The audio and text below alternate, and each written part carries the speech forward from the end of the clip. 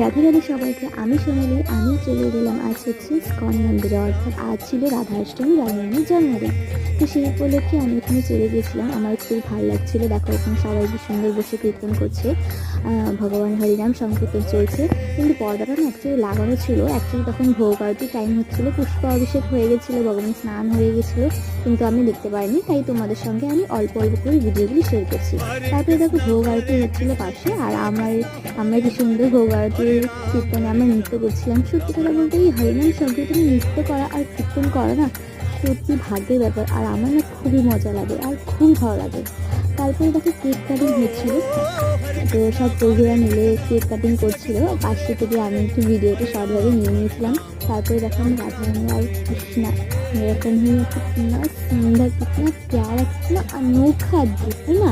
এবং তারপর সেখান থেকে আমরা প্রসাদ পেয়ে সবাই মিলে একটু ফটো ক্লিক করে না